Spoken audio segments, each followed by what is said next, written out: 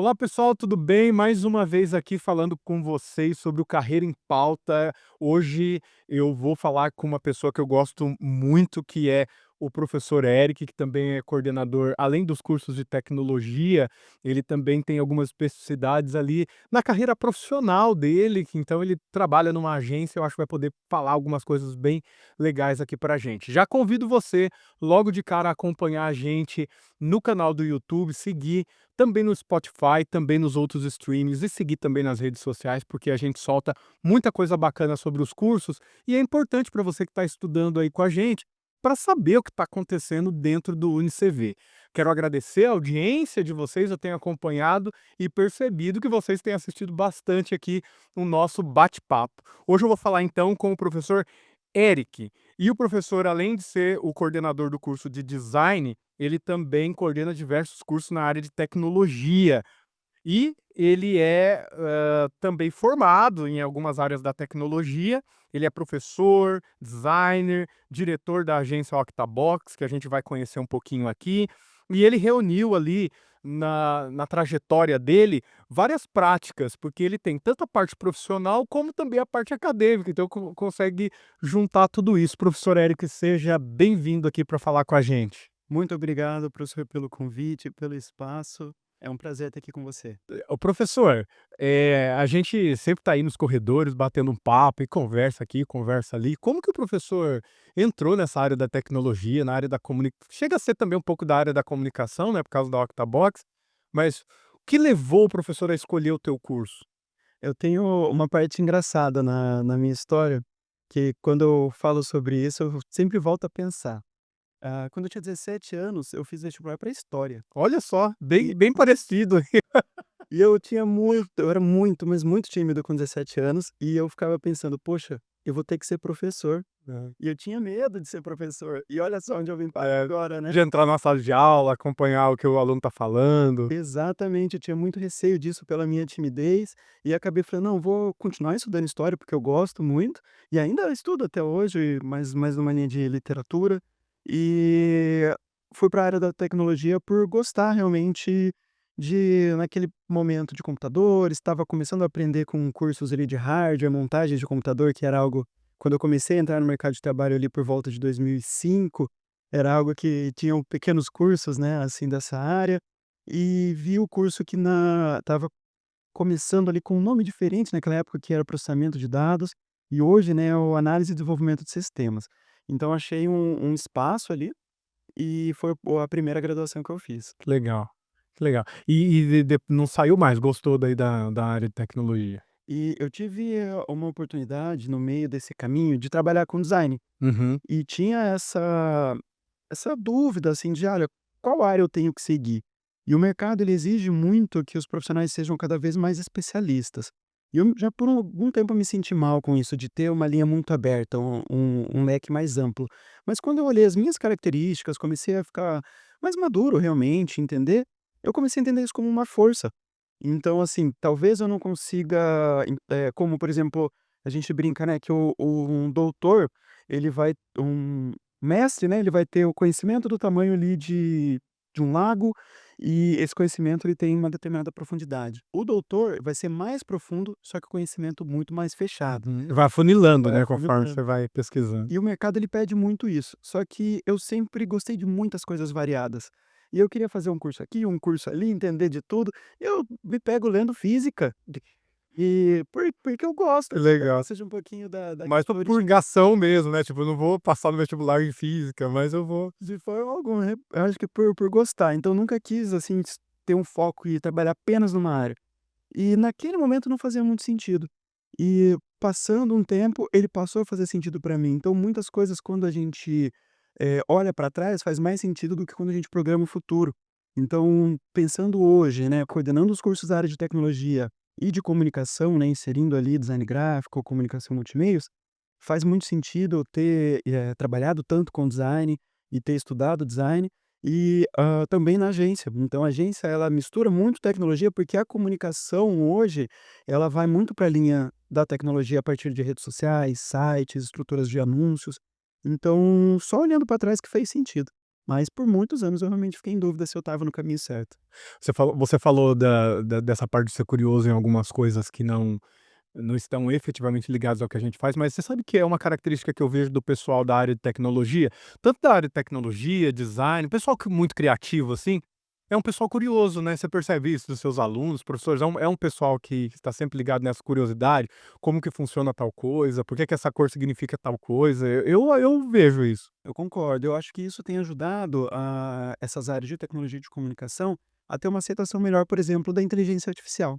Muitas áreas às vezes veem como um inimigo e olha, não quero saber.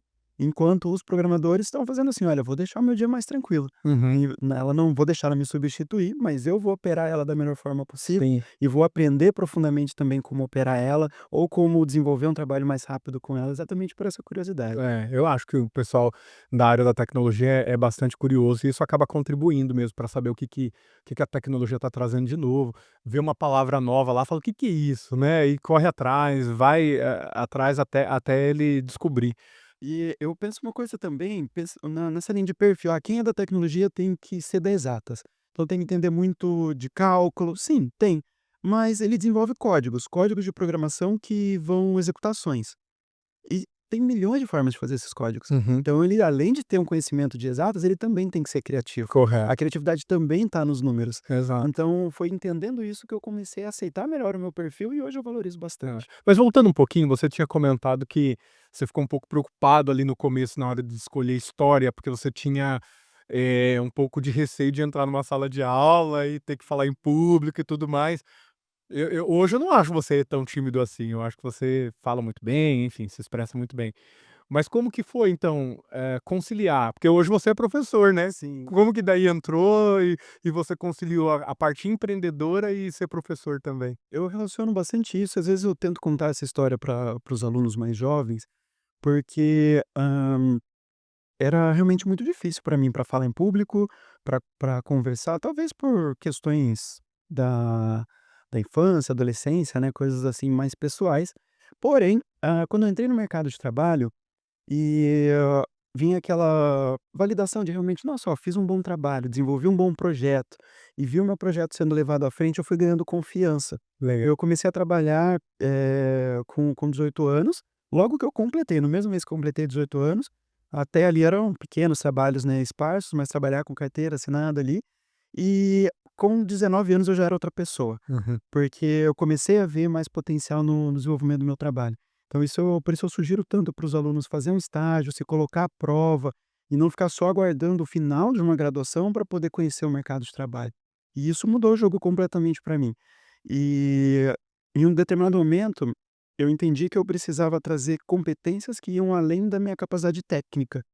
E eu olhava para mim mesmo e falava: "O que está me faltando? É a capacidade de defender da melhor forma os meus projetos. E Uhum. para isso eu preciso aprender a falar mais. Como que eu aprendo? Me colocando em risco e desenvolvendo uma confiança também, uma confiança criativa, uma confiança comunicacional. E a parte da educação aconteceu aqui na instituição. E para mim também a minha história ela é muito, muito, muito conectada, com a UniCV por causa disso. Eu em 2015, busquei fazer mais uma recolocação, então eu já estava na área do design, estava na área de tecnologia, e eu queria entender uma forma de trazer mais estratégia para mim enquanto profissional, e talvez no futuro abrir uma empresa. E eu vim para a instituição fazer uma pós-graduação, e isso foi acho que uns 7 anos mais ou menos depois que eu me formei, fiquei todo esse tempo sem fazer uma pós, que acho que foi um erro também, mas, ainda deu tudo certo. E quando eu vim fazer a pós-graduação, aconteceu 2 coisas muito importantes. Uma, eu desenvolvi amizades com os colegas de sala, e um desses colegas de sala se tornou meu sócio, Olha que legal.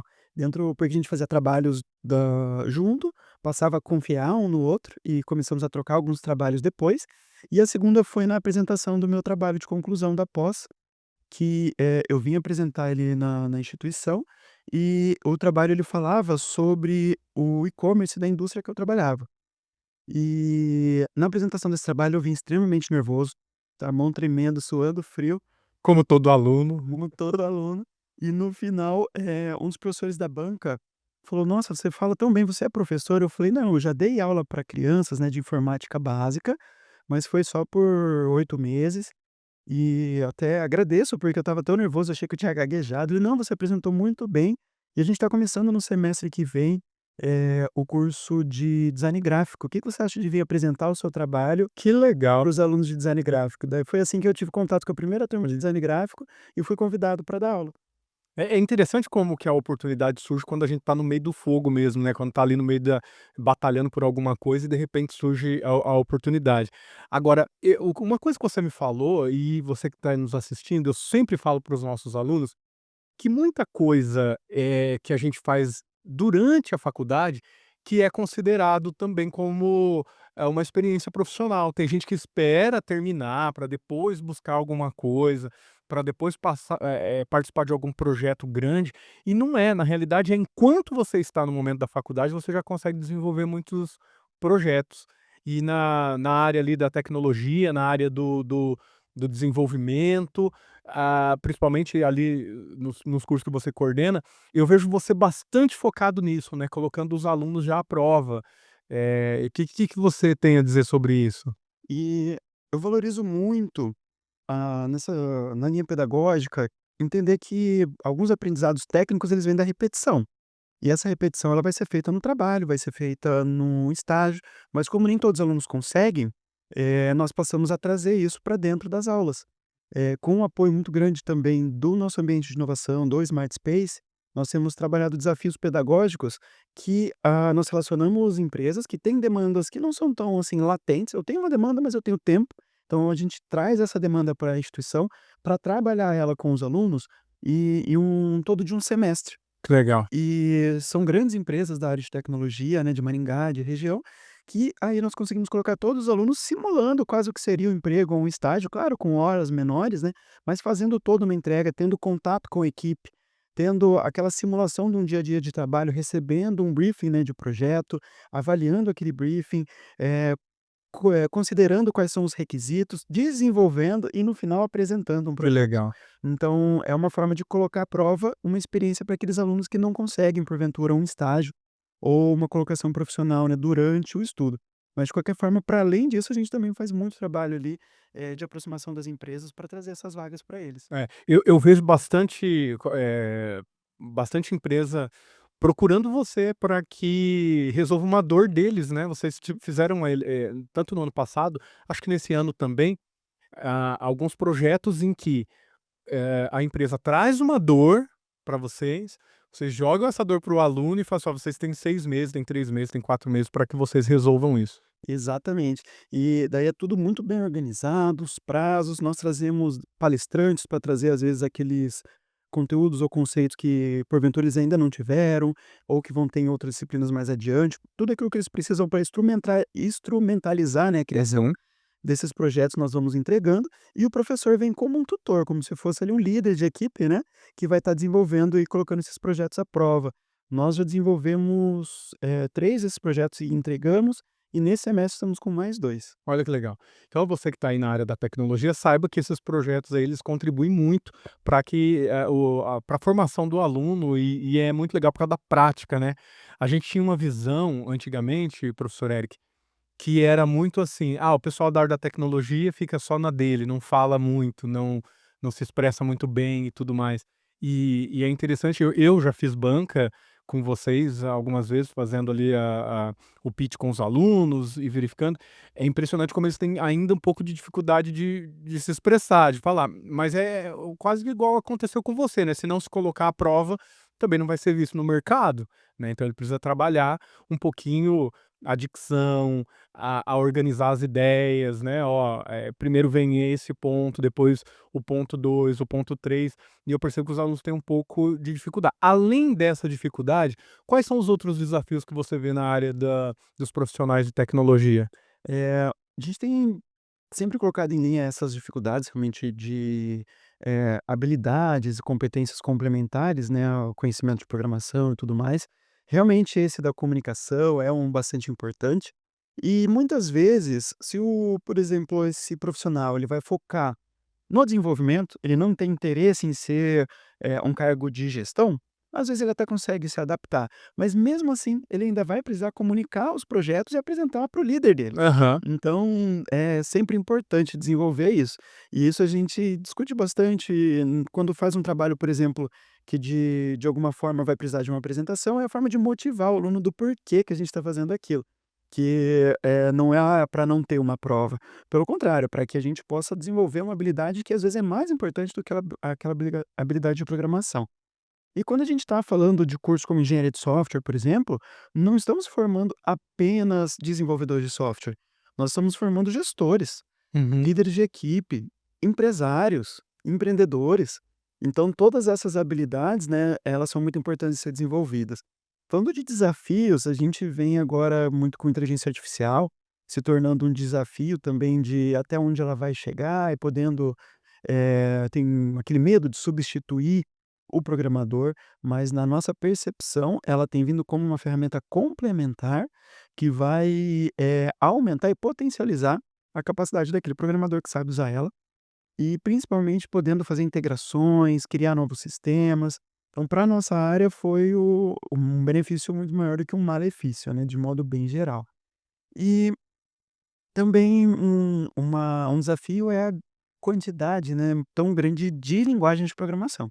Então nós aprendemos estruturas de programação, algoritmos, que são a base que vão te permitir aprender de forma mais rápida as mais diversas linguagens. Mas elas mudam constantemente, tem aquela linguagem da moda, aí é lançada uma nova, e isso já se tornou natural. Então, quem está na área já nem se preocupa mais tanto e entende que ele precisa sempre se renovar. Então é uma área para aquela pessoa que gosta de estudar e que gosta de desafio também. Não vou sentar, estacionar sobre o conhecimento e guardar ele para sempre. Eu tenho que estar Sim. constantemente aprendendo. Muito interessante, e quando a gente fala dessas, atualizações, digamos assim, que as pessoas precisam, não só na linguagem, mas no jeito de se expressar, na área de tecnologia, a gente sempre tem 2 palavrinhas que seguem vocês, que é inovação e tecnologia, ou então inovação e criatividade, né. Então você tem que sempre ter muita criatividade do que vai fazer, você tem que inovar o tempo todo, porque o mercado ele é muito rápido. Ontem estava todo mundo apavorado com o ChatGPT e hoje a gente já usa ele normalmente para como uma ferramenta para nos ajudar nas tarefas, na entrega. E como que você, estando como coordenador na área de tecnologia, como que você vê o papel dos professores, como que tem trabalhado, de modo a incentivar tanto a parte da criatividade quanto a parte da inovação dentro da sala de aula? Nós temos disciplinas na grade que já contemplam bastante isso, que são disciplinas focadas na gestão da criatividade e de design thinking também. Que legal. Isso ajuda bastante, né, a desenvolver isso nos alunos. Mas para além disso, nas demais disciplinas, a gente costuma trabalhar com avaliações que vão além só da avaliação no formato de prova. Também trabalhamos com muitas avaliações além de projeto. E os projetos eles vão demandar criatividade, vão demandar inovação, vão demandar um pensamento fora da caixa, mais criativo, né. Então, de certa forma, isso já está dentro da nossa estrutura curricular, mas para além disso, nós também inovamos bastante. A própria questão da inteligência artificial, ela está já no nosso curso de engenharia de software mesmo antes desse boom do Uhum. ChatGPT, porque a gente já falava de inteligência artificial, mas mais focado em dados, em analytics, né, nos momentos anteriores. Mas todas as outras disciplinas a gente consegue inserir isso de alguma forma. Muito promovido também pelos cursos, os acessos que a própria instituição traz para nós. Eu tive a oportunidade, vou aproveitar para dividir essa experiência, de fazer um curso promovido pela instituição, para os coordenadores, com a STEM. Uhum. E nesse curso tivemos a aula com um professor de uma faculdade americana, e ele trouxe uma forma diferente de usar a inteligência artificial que eu repassei para os nossos professores, que eu fiquei maravilhado, Que legal. que era utilizar o ChatGPT para simular uma entrevista com a pessoa que você quiser. Que legal, que legal. Então, Ah, agora até eu vou fazer isso aí, hein, vou chegar em casa e eu vou fazer essa simulação. é claro que não é exato, a gente não vai estar falando com aquela pessoa especificamente, mas algumas personalidades têm muita informação, tem livros que eles escreveram, tem histórias sobre eles, aí ele consegue simular. Então, por exemplo, uma experiência que nós fizemos com o curso de design gráfico.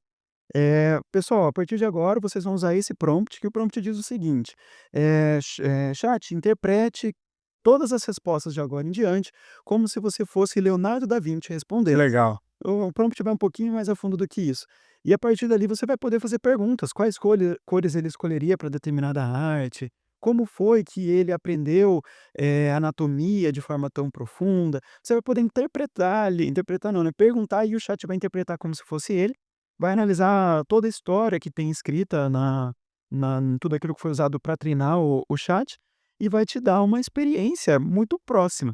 Claro, a gente não pode tomar como acadêmica, como verdadeira, mas Sim, sendo uma aula, mas como né, experimentação é muito legal, né. com qualquer personalidade da É, área de tecnologia, você pode entrevistar Steve Jobs, que para legal. inovação. Olha, eu nunca tinha pensado nisso, eu acho que eu vou fazer só pra ter alguns personagens que eu gostaria de É di entrevistar. é divertido, ator, músicos que já se É, foram, você pode fazer bastante que coisa. legal. Ô professor, uma coisa que eu observo quando você fala de tecnologia, você falou que na tua matriz também já fala ali de inteligência artificial, antes mesmo desse boom. O que eu percebo? Eu percebo que as próprias empresas hoje têm colocado alguns departamentos em foco dentro da empresa, visando assim, ó, o que que uma máquina poderia fazer, que eu não preciso ficar mais operacionalizando. Vou dar um exemplo. Antigamente a gente assustava, e a primeira vez que eu usei, por exemplo, o ChatGPT ou outras ferramentas de inteligência artificial para montar slide para mim, né, uma correria, de repente eu falei assim: "Mas será que não tem um site que monta slide?". A primeira vez que eu fiz isso, eu fiquei maravilhado. Você coloca o texto lá, pede para ele, dividir em tópicos e montar, sei lá, 10 slides sobre aquilo. E de repente na tela do teu computador você vê sendo montado aquilo, é uma coisa, na primeira vez que você vê, você leva um susto, fala: "Que legal isso". Mas eu percebo que cada vez menos a gente tem sido surpreendido pela tecnologia. A gente tem olhado com até certa naturalidade. Ah, eu sei que provavelmente tem uma inteligência artificial que corrige texto. Aí você vai lá e procura. Então hoje a gente parece que tá até um pouco mais defasado na procura dessas novas tecnologias, mas mais por preguiça nossa, entre aspas, né, essa preguiça, não porque a gente vai ser surpreendido, não me surpreende mais, sei lá, fazer um vídeo do professor Eric falando um palavrão, porque hoje eu já tenho inteligência artificial que faria um videozinho, mesmo sabendo que não é o professor Eric ali efetivamente, mas faz. Como se surpreender então, né? Uma das perguntas é assim, ó, o que que essas a gente está tão inserido nesse monte de novidade, parece que a gente vai ficando anestesiado já com o que está chegando. Então, como deixar o nosso aluno que vai para o mercado de trabalho, qual que é a tendência que ele vai encontrar? Porque antigamente qual que era a tendência? Era a pessoa estar focada em a inteligência artificial. Tendência em desenvolver aplicativos X e Y. Hoje, talvez, todo mundo que vai atrás de um aplicativo já tem que pesquisar antes se não existe já ele. Então, como ainda ser surpreendido na área da tecnologia? Eh, Acho que a primeira máxima, né, a ser aceita é que a mudança é a única constante. Boa. E porque, realmente, assim, em várias áreas, né, a gente tem muita dificuldade de inovar. E parar de achar também que inovação é só o que é disruptivo. Então a gente tem inovações incrementais. Uhum, Então eu tenho, um disquete, depois do disquete eu tenho o zip drive, do zip drive eu tenho o CD, do CD eu tenho o DVD dual layer, o Blu-ray, e hoje em dia eu não tenho mais disco nenhum. uhum. Mas todas essas foram grandes evoluções tecnológicas que tiveram uma diferença muito grande no mercado, mas elas foram incrementais. Realmente disruptivo é muito difícil. E muitas vezes os alunos vêm com ideias de negócio e eles querem realmente ir para a linha do disruptivo. E, pô, é muito legal, só que é 1%. 99% são tecnologias que já existem sendo melhoradas ou adaptadas para outras situações. E esse pensamento criativo e inovador é muito importante. Avaliar, às vezes, tecnologias que nós já temos sendo usadas em um campo que fazem sentido para outro.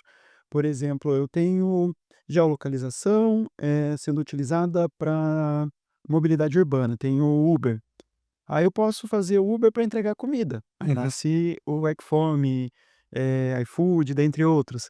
Quais tecnologias existem que são adaptáveis para outros cenários? Às vezes é mais fácil ou mais factível de você desenvolver, transformar numa empresa e colocar isso no mercado, do que realmente ficar aguardando a reinvenção, né, da roda, porque realmente é muito difícil.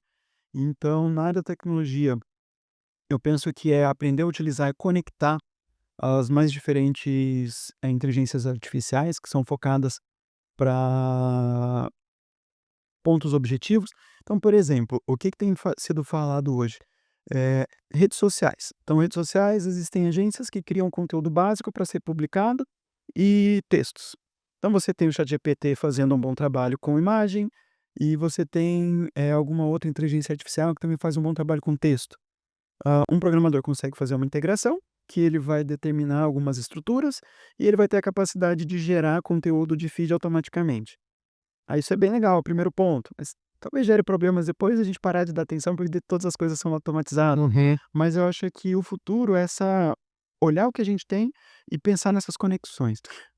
Desculpa te interromper, mas assim, as redes sociais para mim é um exemplo disso que você está falando, porque antigamente você tinha a rede social, o próprio nome já diz, é uma coisa mais social, é para você, para um colega, para um amigo, para um familiar. E alguém viu que outra ferramenta de venda poderia ser acoplada ali, né, juntada dentro de uma rede que era para ser só social, uma fotinha de família, para vender um produto. E hoje você está nas redes sociais e a maioria das vezes você passa ali uma ou 2 fotos, daqui a pouco é uma propaganda, uma ou 2 fotos é uma inteligência artificial, uma ou 2 fotos é algum lugar onde você tem que viajar, então é assim, alguém viu uma oportunidade ali de juntar, né, o que ele queria vender para entrar onde o cliente dele estava passando muito tempo, né. E é muito legal interpretar que na rede social, o produto é você. Aham, Que é a sua atenção que está sendo vendida, exato. é o seu tempo que é vendido, então E quando e você ninguém tá me fazendo pix, só pra deixar claro. Eu sou o produto, mas ninguém tá me fazendo pix. quando você não paga pelo produto, normalmente você é o produto. É, exatamente. E realmente, ele nasce numa estrutura, mais simples, mas pelo número de informação, número de colaboradores, as empresas foram crescendo muito, elas passam a necessidade também de, coletar, né, de ter uma recolha de verba para poder se manter, e isso vai ficando cada vez mais intensificado. Na linha de inteligência artificial, eles têm colocado rótulos para informar, né, quando aquilo é criado por IA, mas ainda a gente não sabe muito bem até Não, onde sim. vai chegar. Uma coisa que eu tenho feito nas minhas redes sociais é utilizado a própria inteligência artificial para bloquear algumas coisas, né. Então, por exemplo, algumas notificações, algumas palavras-chave de alguns assuntos que eu não quero saber, então eu tenho colocado bastante, que é aquilo que você falou de ferramentas complementares, né, da inteligência artificial como uma ferramenta complementar para resolver um problema meu. Eu não vou inventar um bloqueador, eu já uso alguma coisa que tenha para resolver ali uma dor minha. Então eu tenho usado muito a inteligência artificial nisso, "Ó, não quero que o algoritmo lá me mande tal coisa", Você sabe. organizou seu próprio algoritmo. É, já Muito ajudou. bom. Eu organizei porque eu acho assim, quando eu entro nas redes sociais eu sei o que eu quero, sabe. Eu quero ser bem específico em algumas coisas, às vezes é um momento que é só para rir, é um momento que é só para buscar alguma informação, e tem algumas propagandas que eu não quero mais ver, né, que não é do meu interesse. Tem alguns perfis que eu não quero ver, então eu já consegui utilizar a inteligência artificial para isso. Isso é bacana.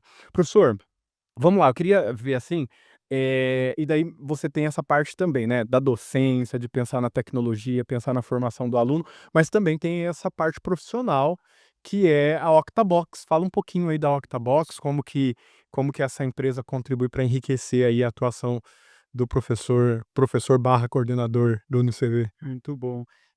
A Octabox é uma agência de comunicação, ela já passou ali por algumas mudanças, né, nos seus serviços, entendendo essas mudanças que nós temos também na tecnologia, na sociedade como um todo. Ela está com 6 indo para 7 anos, e começou, como eu tinha comentado, né, dentro da instituição, num curso de pós-graduação.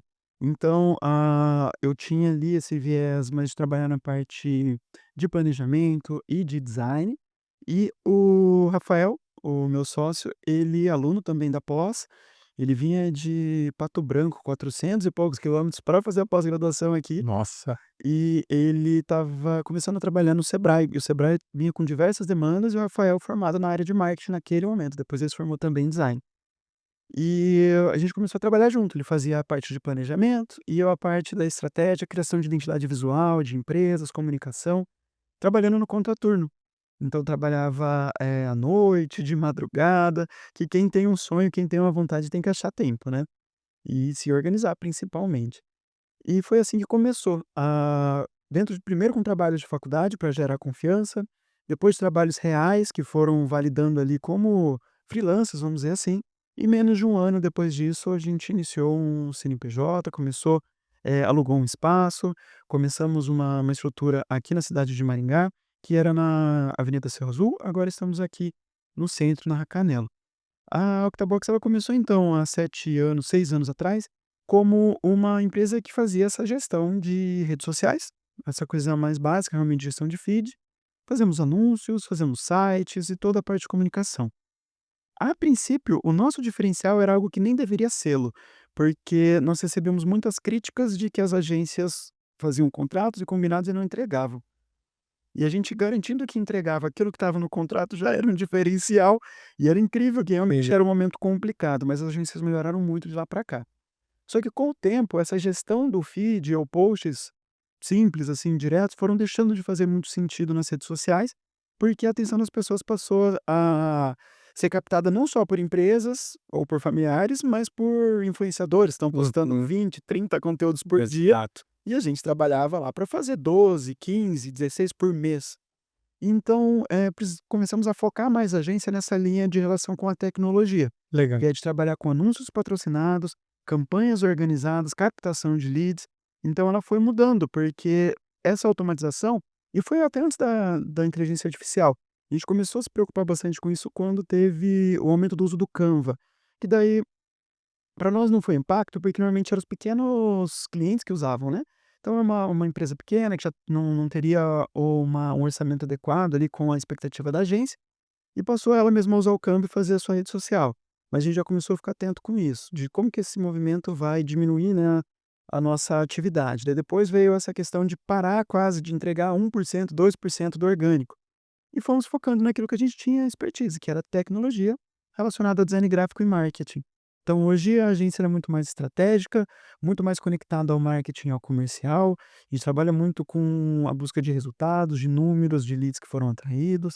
E, fomos também para essa linha de tecnologia de desenvolvimento de sites. Ainda não chegamos numa linha de sistemas, que não enquadra muito por ser uma linha mais de comunicação, mas ela tem atuado nessas áreas agora. Que legal, que legal. E essa experiência, eu percebo que o MCV busca muito, né, professor que tem experiência com o mercado, justamente para que você possa contar essas experiências para os nossos alunos, né, não só por meio aqui do nosso podcast, que fala sobre carreira em pauta, mas também dentro da sala de aula, né, falar: "Pessoal, ó, acertamos aqui, erramos aqui", isso é muito importante.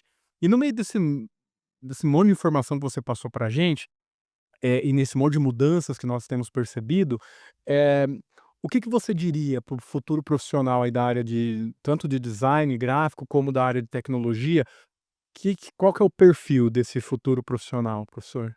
Eu penso que o perfil, ele vou poder falar para ambas as áreas, é daquela pessoa que é criativa, que, gosta de estudar, mas principalmente gosta de aprender coisas novas, porque em ambas as áreas o desafio vai ser constante de tecnologias novas, substituição de tecnologia, de novas ferramentas, novos softwares.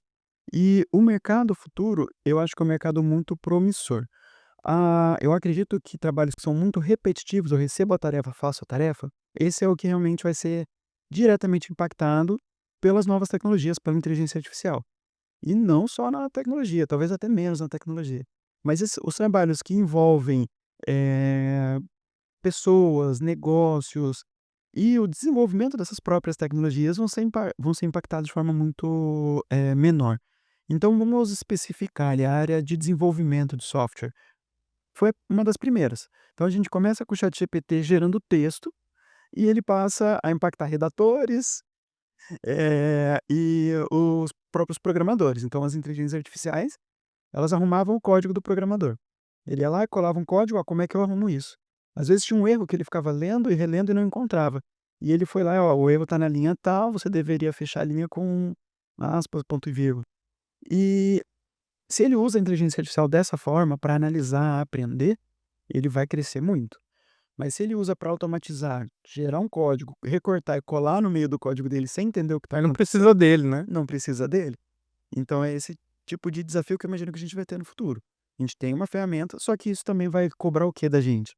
É uma entrega maior. Então olha, Antigamente um programador sozinho, ele entregava isso por mês. Agora você vai ganhar mais, você vai ter acesso à inteligência artificial. A expectativa então é que você entregue X mais Y, Que legal. porque você tem uma ferramenta que te acelera essa entrega. E as empresas estão aí para negócios, e é isso que vai acontecer infelizmente. A gente tem uma visão utópica, né, "Ah, a inteligência artificial vai vir para trabalhar por nós, os robôs vão trabalhar e a gente vai poder Quem ter uma dera, vida né. tranquila". Vamos ser sincero, ficar em casa e É. alguém trabalhando por mim, eu ganhando dinheiro, tá ótimo. Mas não é algo que infelizmente É, vai acontecer. muito utópico mesmo.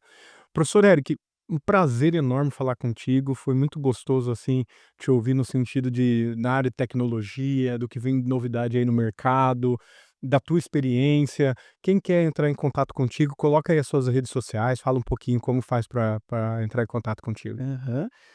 O meu Instagram é o arroba Eric, ERICK, ponto Gagliardi, com GLI. E lá no Instagram é um contato tranquilo para me mandar mensagem.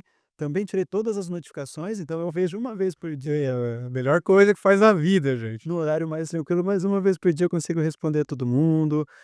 Pra mim, assim, acho que enquanto professor, às vezes as pessoas se sentem distanciadas, né, mas não, pode ficar à vontade. O professor adora responder dúvidas, responder as perguntas. Claro, não, às vezes a gente pode demorar um pouquinho, mas vamos responder com a maior boa vontade possível.